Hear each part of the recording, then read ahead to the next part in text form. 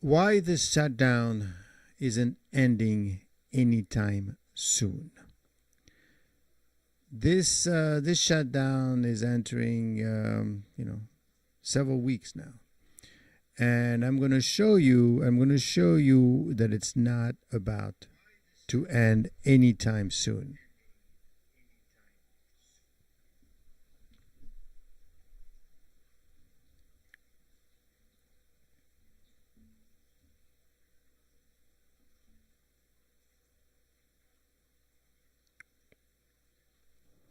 Why this shutdown isn't ending anytime soon?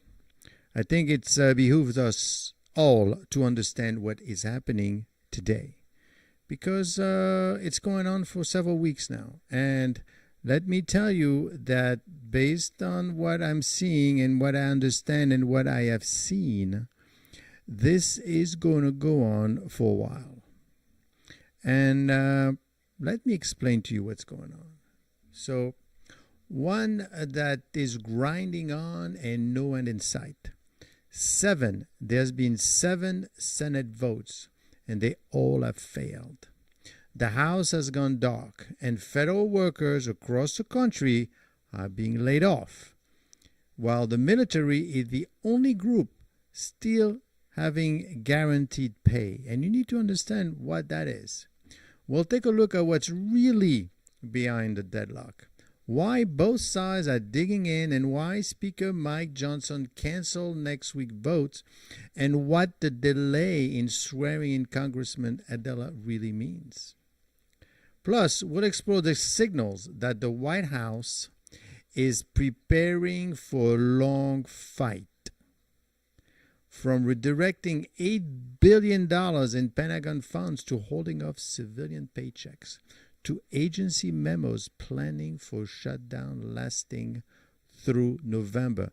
This shutdown isn't ending anytime soon, and you need to understand this because it will have implication. Obviously, if you're working for the government, that will impact you, but it will also impact the economy very shortly and impact a bunch of other services that no one has thought of. And the way both sides are digging in ways that is unforeseen. This is not your usual shutdown. So let's try to understand. Let's try to understand what is going on, right? Because this is not ending anytime soon, and lots of players are moving pieces and on the chessboard, because this is exactly what we're talking about here. This is a chessboard, and each of them are making very interesting insinuation, and they have very interesting position, which we need to understand. So first of all, let's see what happened in terms of, are they voting on this thing? So let's take a look as some of the votes, because they're talking. Well, they're not talking, frankly. They're talking at you. They're talking to the public, but they're not talking to each other, and that's the problem. But in the meantime, the Senate, because this is what we're waiting for. We're waiting for the Senate to vote. The Congress has already voted, but obviously once Senate votes and they get the vote that they require, which means 60, then you will see the House back in session to vote, the amendment. But so far, the Senate has held 7 rounds of votes, trying, to advance the funding and the continuing resolution to end the shutdown. The most recent 7th vote has failed, and the impasse is continuing. The 6th vote fell short. Earlier votes, we're having 55-45, and as you could see, we're nowhere near what is needed. Now they're voting, but they're not getting the right vote. So at some point, they're going to need to talk. And you see, the first vote was on September 29th, and then there was one on the 30th, there was one on October 2nd, the 3rd, the 5th, the 8th, and the last one was the 10th. And during the time, it was 58 versus 41. They need 60. That is not enough.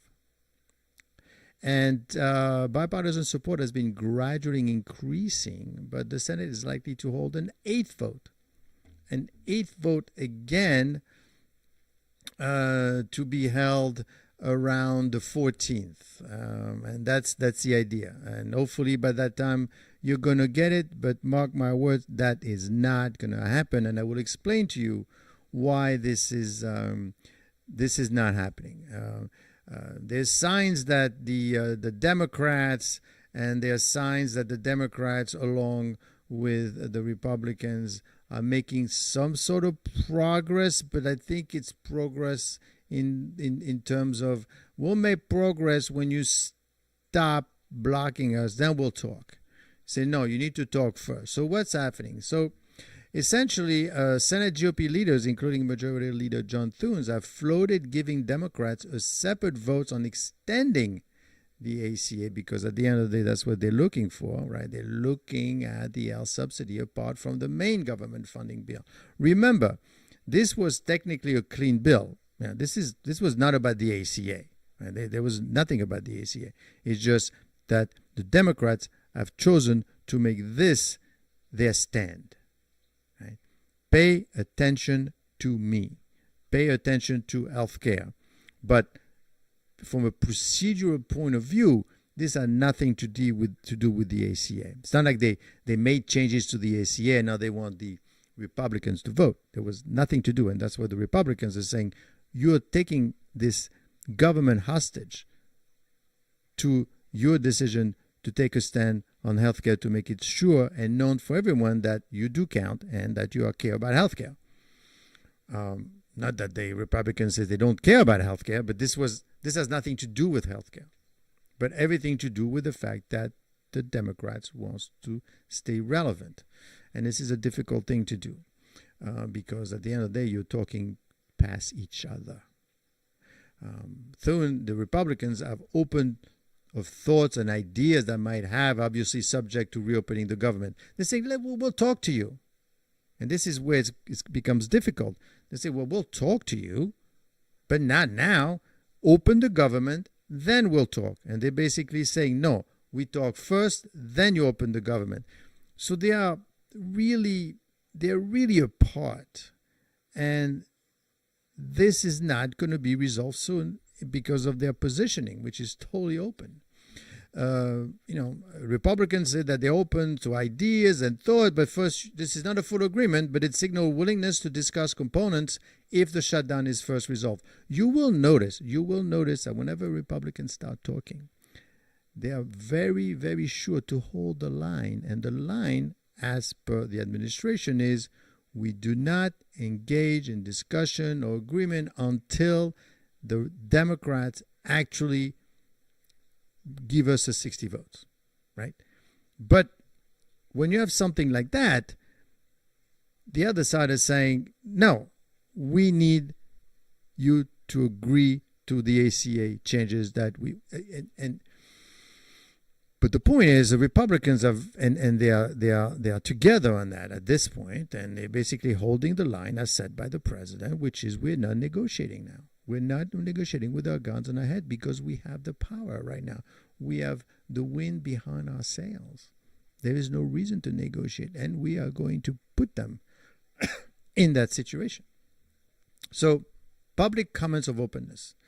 Rumors. Reports say that the Senate Republicans have mulled proposals to give Democrats something on health care. Yeah, we'll give you something. But not now. We'll give you something. We're not going to tell you exactly what we're going to give you, but we're going to give you something, but we're not talking. So they say, well, you're not serious. I say, no, you're not serious because you are talking, asking for something that wasn't on the table to begin with. Okay. The idea of reopen first stipulation by Republicans. Republicans are insisting that negotiations on policy, like subsidies, only proceed once a government is reopened. But you see, with that type of approach, it's saying we're not against healthcare. We're not talking about that. What we are against is you holding us hostage, which is a different type of discussion, right? It's a different type of argument that you're making here, which will not be. Of course, public statements suggest both sides are accusing the other of stalling or not negotiating in good faith. That makes trust very low. So what you're seeing, they're talking to everyone except each other. And that could go on for a while, I have to say. And the House has canceled votes. They have paused sessions. And they delayed the drinking from the negotiation well. That reduces the number of channels opened for cross-party dialogue, because the last actual discussion that they had is when they met with the president before the shutdown. And that was the last time that a discussion, but it wasn't even a discussion. It was just a positioning up to what they want and what they don't want. The bottom line is Republicans and Democrats are engaging in limited talk, especially on side issues like the ACA, but full unconstrained negotiations are not happening. It is not, I want you to understand this because this is clear for you to understand how long this is going to last. They are not negotiating at all. It's not like they're sitting in a room all day and talking and negotiating, and then they go and vote and it doesn't work, and then they go back and forth and back and forth. That is not happening right now. That is not happening because they're not negotiating. So therefore, this could last a long time. And unfortunately, it's a very easy process to understand and to comprehend, because basically one hand is saying to everyone, guys, we're not talking until they reopen the government. And the other side, guys, we're not talking until they start talking about healthcare. Simple. It's a simple message. Unfortunately, because it's so simple, it's very easy to implement. But what they're implementing is a shutdown and a continued shutdown. So the Senate next will convene Tuesday, October 14th at 3 p.m. The House, not until at least October 14th, with Speaker Johnson saying members will get 48 hours notice if a vote is called. What that means is that basically once the Democrats and the Senate have agreed, and they get the 60 vote, basically whatever they agreed on, then what's going to happen, we will have a vote in Congress. And then Johnson will call Congress back in within 48 hours and say, okay, now we're going to vote on this new package. But I know. So this is lasting at least until October 14th. And that's a problem. And that's a problem because don't forget, we have a national debt situation. And what does it have to do with the budget, right? What does it have to do with the shutdown? Well, the debt ceiling, I need for you to understand that the debt ceiling and the government shutdown are two separate issues, right? The debt ceiling basically limits how much the Treasury can borrow to pay bills, and the shutdown happens when Congress fails to pass spending bills. So it's kind of separate, right? But even in a shutdown, though, the government still accrue debt. So debt is going up. I mean, it doesn't care if you have a shutdown or not, because interest payments on existing debt continue, because mandatory spending, Social Security, Medicare, keeps running. Revenues fall slightly, but expenses don't stop. So debt continues to rise just at slightly lower pace for a few weeks. So you say, well, that's a good thing. Then we have this. Hold that thought, because the short-term effects is slight reduction in spending, but not on savings. So shutdown temporarily halts some discretionary outlets, such as national parks, so we don't have to spend money on parks, new contracts, federal hiring. However, when the government reopens, Congress typically pays back wages and backlogged invoices, erasing most savings. The 2019 Congressional Budget Office estimate that the 2018-2019, remember that one? Shutdown, which lasted about 35 days, cut GDP by $11 billion, but only permanently reduced debt by $3 billion. Very negligible. So that's not going to help the debt. Of course, there are also hidden costs, and that is what you need to worry about, because several indirect effects make the debt situation worse, not better. And I will explain to you why. First, you have lower tax revenues, right? Because furloughed workers and altered business activities cut income and corporate tax intake. Less money is being spent in the economy, first of all, right? But also less money is coming in. higher interest rates. Financial markets see shutdown as dysfunctional, making U.S. borrowing riskier. We could see at some point, and that's what you have to watch out for the Treasury yields to go up. And then, of course, you have catch-up spending, right? Agencies rush spending after reopening to meet annual budgets. So paradoxically, the U.S. often ends up borrowing more later because of lost growth and higher interest payments. But you don't hear that story, right, in the news. All you hear is one side versus the other, one side versus the other. Who's getting paid? Who's getting laid off? Remember, that $37 trillion is going to be a lot of damage at some point, and that is going to be a problem. Right? Long-term signal. It damages the U.S. credit worthiness. Credit rating agencies like Fitch or Moody's treat repeated shutdown as a sign of political instability. Look what's happening in Europe. In France, for example, they've had several prime ministers, one after another. And France is a big part of the European Union with Germany. And France is having issues. Why? They have a huge amount of debt. Huge amount of debt that nobody wants to face or deal or pay. That's going to happen to the U.S. at some point. So Fitch downgraded the U.S. credit in 2023, citing government erosion due to fiscal brinkmanship. Each downgrade, of course, who cares about the downgrade? You care about the downgrade. The reason you care about the downgrade is because each time the downgrade raises borrowing costs. Even a 0.1% higher rates on 37 trillion now it means about 35 billion more in annual interest. So if this thing goes on for too long and the agencies actually lower the rating of the U.S. government, then it's going to raise interest rates by a lot, and that's always a problem. And that's something that needs to be considered. So, in the middle of all this, and this is a reason why I will tell you that this is going to last. What has happened is basically, the president has said, you know what? We are going to make payments to the troops on October 15th, regardless. What does that mean? Well, usually if a shutdown continues, future paychecks, after October 15th could be missed unless Congress or the administration acts. To prevent that, President Trump has directed the Department of Defense to use all available funds to pay the troops on October 15th. But that's great then. Well, so basically what they're going to do, they are going to redirect actually quite a bit of money for the troops to be paid. $8 billion. Find me $8 billion and pay the troops. Not the federal workers, the troops, and I will explain. So this action aims to shield active duty service members from missing a paycheck. This pay period, right? Not forever.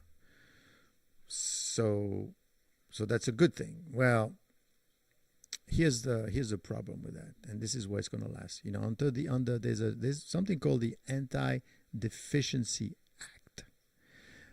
Federal agencies are prohibited from spending funds that haven't been appropriated by Congress. That makes redirecting funds, because they want to use R&D money, research and development money, legally delicate and potentially challengeable.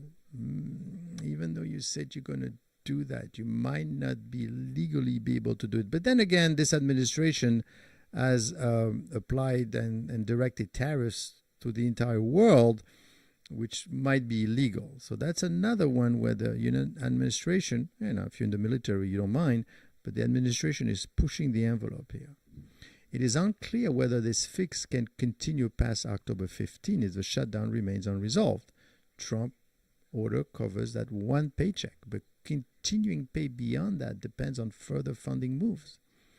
The Coast Guard is a special case. It is under the Department of Homeland Security. So whether they'll be covered is less certain. Congress earlier introduced a Pay Our Military Act of 2025 to provide continued appropriation for military pay during funding lapses, but this has not been passed yet. The House Democrats have been pushing to bring that bill to the floor so troops won't miss pay. But Speaker Johnson has declined so far. You see the strategy?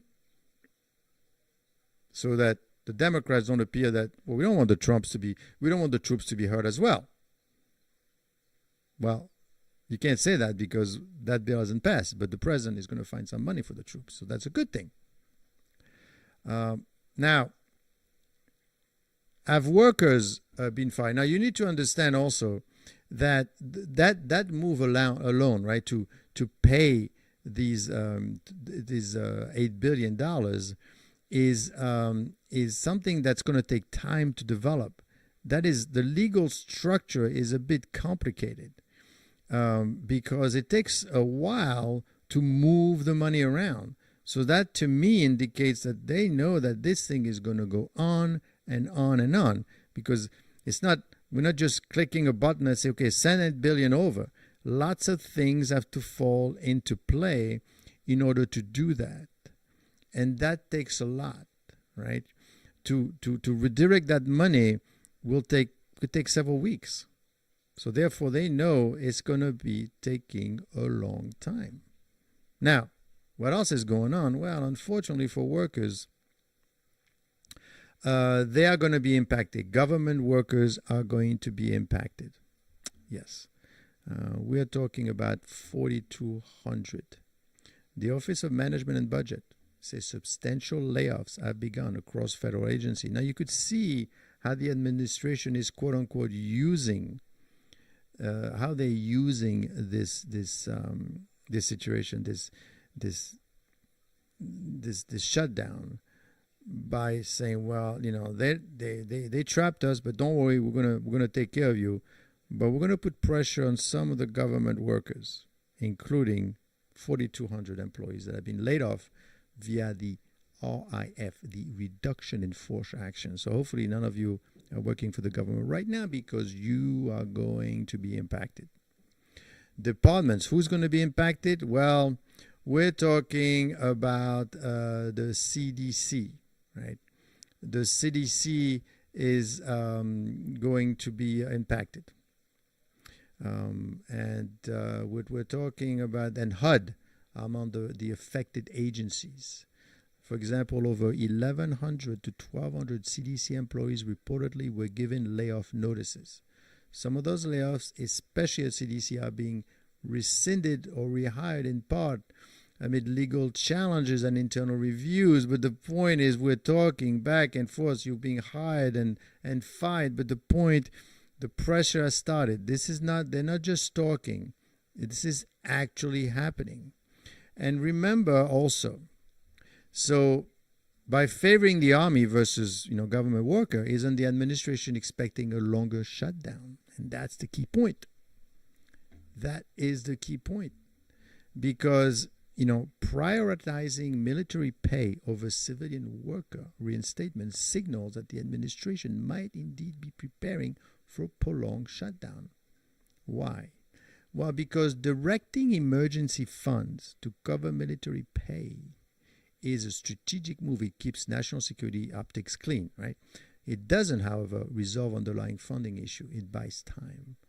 By shielding the military first, the administration insulates itself by the most potentially damaging headline that you don't care about the troops, but to move, and that's the key point, to repurpose $8 billion in Pentagon R&D money, which is research and development, is not a short-term accounting patch. It is a major reallocation require OMB and Department of Defense coordination. That's not an easy thing to do. The process usually takes days to weeks to do this for them to get their money, which means the White House expects the funding lapse to persist long enough to make the logistic effort worthwhile. Civilian furloughs and layoffs are being allowed to harden into long-term RIF plans, the opposite of what you'll see if a deal were imminent. This is why I'm telling you, this is going to go long. Political leverage calculation: by protecting troops while letting domestic agencies bleed staff, the administration reshaped pressure points. Democrats face growing backlash from public sector right? And the White House can argue it's protecting national defense. So only if they expect negotiation to grind on for weeks, long enough for pressure to build. So therefore, that's what I'm telling you. That is why I think that this is going to last for a long time. Multiple agencies have been told to prepare for substantial operation under lapse conditions. Some departments have even canceled travel and training through Thanksgiving. The news is out. This is happening. This is going to go on for a while. Now, where could this end? Where could we have a situation where we finally see a breakthrough eventually? Not right now, because right now this is going to be a lot of damage for a long time. Well, you're going to have economic and market pressure. Missed paycheck October 15th and the 31st, when federal workers and contractors miss their second paycheck. Public opinion and local economies start to feel it. There's no money coming in. If you have a store next to a huge federal agency, right, and they're not working, they're not buying lunch. Historically, this is when congressional office get flooded with calls. They say, listen, I'm going to go bankrupt. Financial market turbulence, a spike in treasury yields. Because if the market believes that there is real dysfunctional, and then it's going to impact the rating agency and impact the yield, a dip in equities, which we have seen, or credit rating warning. Now, you've seen the dip in the credit in the stock market recently, but that wasn't because of the shutdown. It was truly because of what happened with the tariffs. So right now the market you haven't seen the market turbulence because of the shutdown. GDP and jobs data blackout. The longer the Bureau of Labor Statistics and Census Bureau and BAA remains closed, the more blind investor are and the Fed become, and the more pressure builds to reopen the government. Listen, we need to know what's going on in the economy. Government workers are the one that come up with the CPI. The Bureau of Labor Statistics comes out with the CPI and the job creation. We're blind. We don't know what's going on, and nobody's spending any money here. Yeah, military gets paid, but we don't know where we are. And if there's clear dysfunction, you're going to see the yield going up on the Treasury, which makes the yield on 37 trillion even worse. So procedural end runs into Congress. If the Epstein-file discharge petition, it's 218 signature. Once Republican Adelita Grijalva is sworn in, Democrats can use the same mechanism to force a clean CR vote on the floor, bypassing Speaker Johnson. Bipartisan mini coalition. A handful of moderate Republicans could cross over and join Democrats on a narrowly tailored CR, which the Senate could fast track. There's ways around it, but right now the administration is sticking very, very close to the Trump narratives, which is very simple. It basically says we are not negotiating under duress. Point ball. If Schumer and Thune agree on a compromise bill that passes with 70+ vote, House leadership may be cornered into taking up to avoid a blame. But all of these things are going to take a humongous amount of time. White House concession signal. If President Trump offers to discuss the ACA subsidies after reopening, temporary Senate Republicans could claim a partial win and accept it.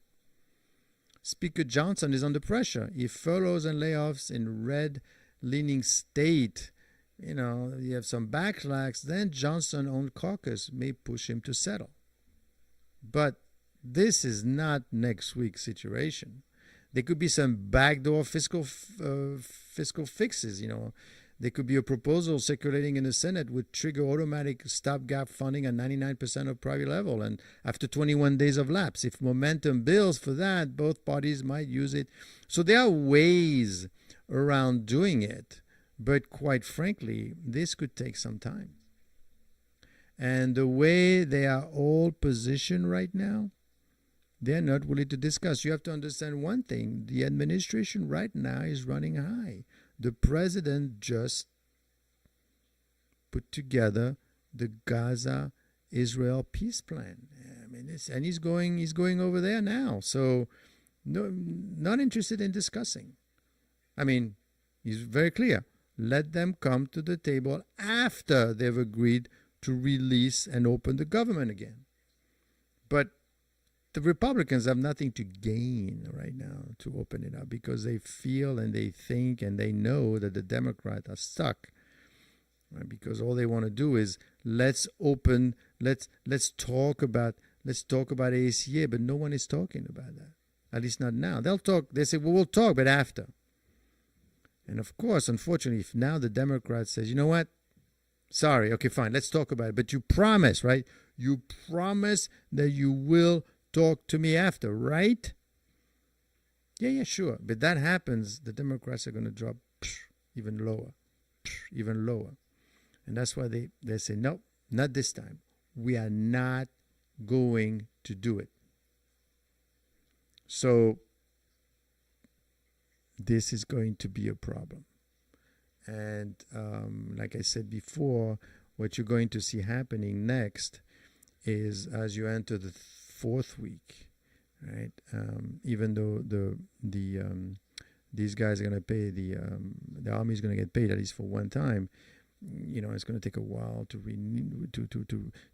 put this thing back together, and they know that that $8 billion that they're looking for, legally or not, is going to help them. So they're positioning themselves with the army, which is great, but you have to realize that, and it's really on both sides because the government is shut down.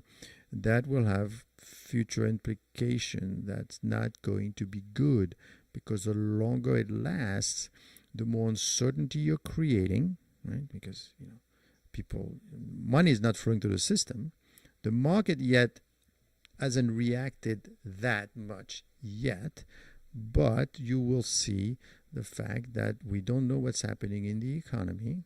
We have no visibility because the Bureau of Labor Statistics is not working, although the administration has said, let's bring back some of these people in. But you see, when they say, let's bring back some of the people to do that work to keep the thing going, let's give the Army $8 billion, all of these things are set up that they know that it's going to take a long time. They are basically going to wait until the Democrats crack under the pressure. And that's going to make it even worse for them, because if they crack, then they are really not going to look good, because they gave up again. They had given up in July, but I give them up, meaning that there was another ACR, and the Senate leader was kind of complaining a bit, but then you say, okay, fine, let's keep going, and that didn't look good. Unfortunately, I mean, everything that the Republicans are doing right now is working on paper. The market is up. Inflation is moderate. The economy is growing. Stop the war in Gaza. That's a fact. We'll see, because I have to say one thing about this. Even though everyone has agreed, and you're going to know that this Gaza situation is resolved, quote unquote, once the prisoners are coming back. They're not back yet, and you may or may not be aware, but right now, the Hamas are coming back. You could see them lined up, armies of Hamas soldiers, and they're taking control of Gaza again. Is that going to really free Palestine? We'll see how Trump will react to it. Because the idea is for them to kind of relinquish their weapons, which they have not. Remember, it's a 20-point, there's 20 points to this agreement. And that's a humongous amount of points. The first one is Israel pushing back, which they have, and then second, let's release the prisoners, which were supposed to be released, and the bodies, unfortunately, on Monday. Let's see, and then the president's going to go there to sign up. He didn't get the Nobel Peace Prize, by the way.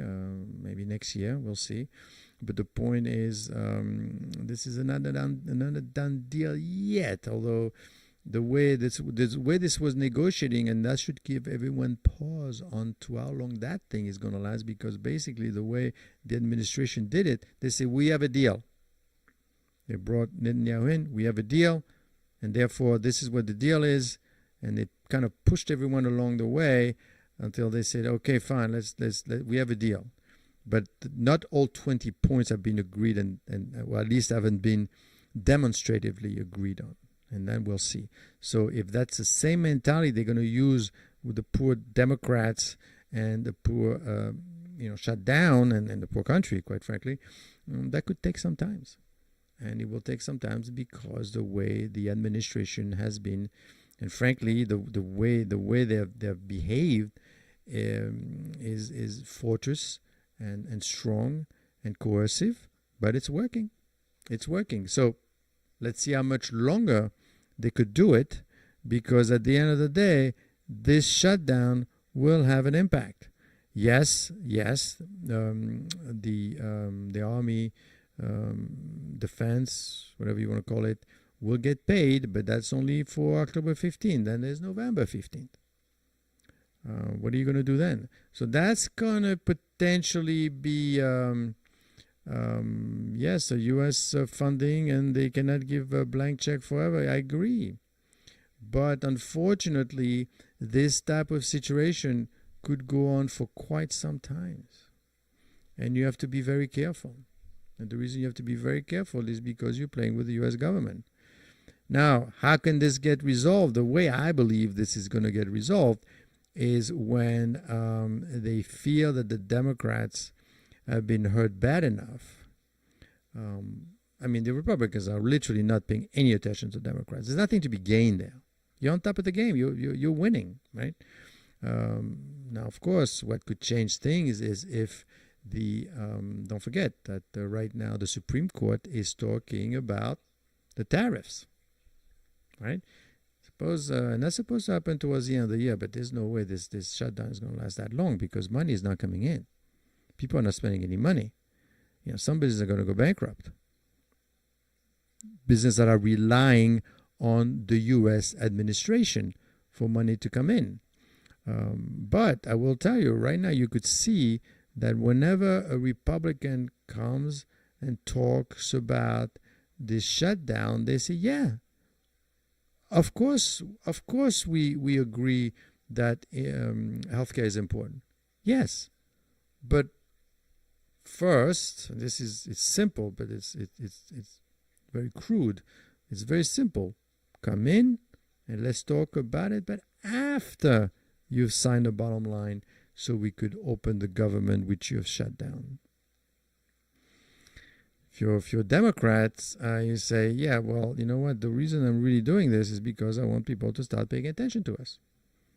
And I want people to pay attention to us to know that we care very much about healthcare. Of course, on the other side, they will tell you again, yeah, but this was not about healthcare, this ACR, right? It's a continuing resolution. It wasn't about healthcare. You want to make it about. They could have said, you know what? I'm not signing until you send someone on the moon again. Could have done anything. Basically, that's what it comes down to. It's just that they got to stop the Republicans somehow, and they hopefully could force them to make a mistake.